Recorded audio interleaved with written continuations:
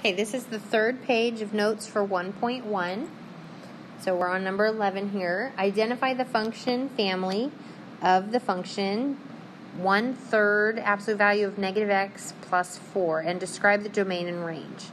So you can always check your answer with a graphing calculator. But I can already tell just by looking at the equation, I know that is an absolute value equation. So if I name the function family, it is absolute value. Oops. Okay, so that's key there. And then state the domain and range. So the domain, well, it's going to go like all absolute value equations, it's going left and right forever. So it's all real numbers. And then the range doesn't go up and down forever. Remember, y doesn't go negative with absolute value. So it's always going to start from that constant there on the end. So y is going to be greater than or equal to that number. Okay? Unless you have a negative up front and then you know it's less than or equal to. But this will work for our purposes here. And number 12 says the table shows the distance a biker rides in his first team relay competition. What type of function can we use this model to, can't read. What type of function can you use to model the data? Okay. Well, if we look at the data we have here, excuse me, our time is going up 1 hour at a time, and our distance, if we look, is going up by exactly 12 miles at a time. So in this case, everything's kind of a constant rate of change, and it's going up by ones, or going up by 12s here. So I know this is linear, okay, because there is a constant rate of change.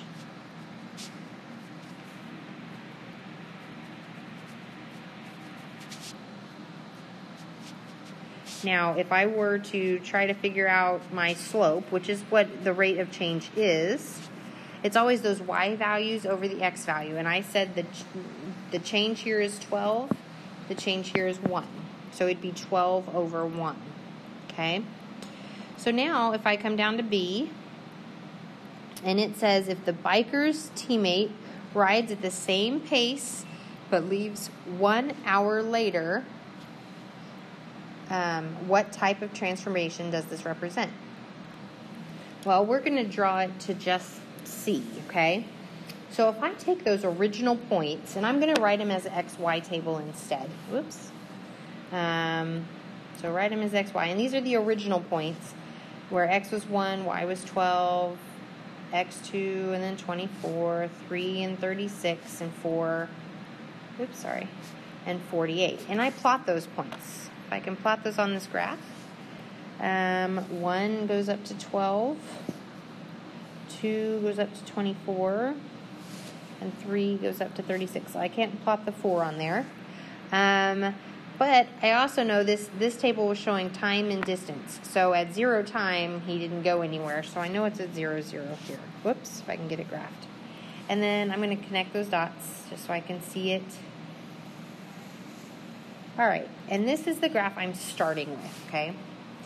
It's not my parent, quote, parent function. It is the graph of the problem, okay?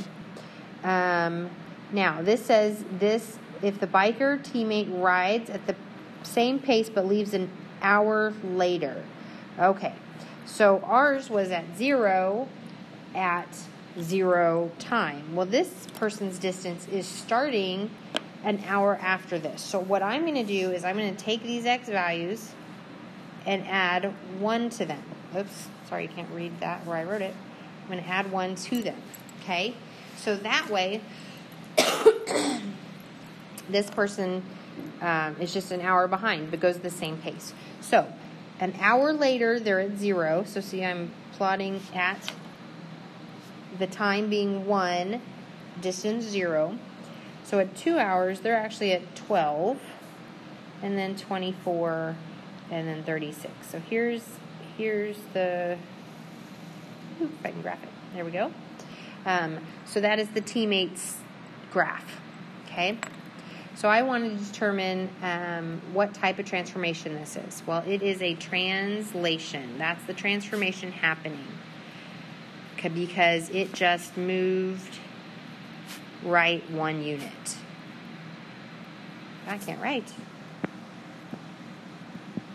Whoops.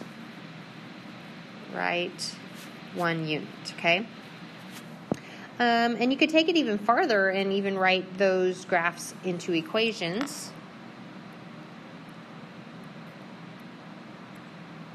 Like my original graph here, this graph would be y equals, my slope we said was 12 over 1, so it's going to be 12, x, and its y-intercept when I graphed that was at 0, okay? So it's plus 0, or you could just say y equals 12x, okay?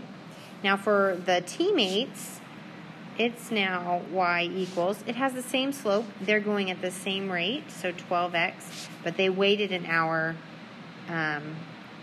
so it's going to be actually, oops.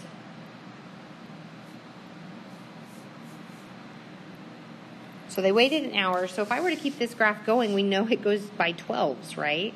So it's actually going to be minus 12 units, okay? That's not something required. I just want to give you that little extra piece of knowledge. So that's everything for 1-1. If you have more questions, feel free to ask me. And now you should be able to do the practice problems for this section.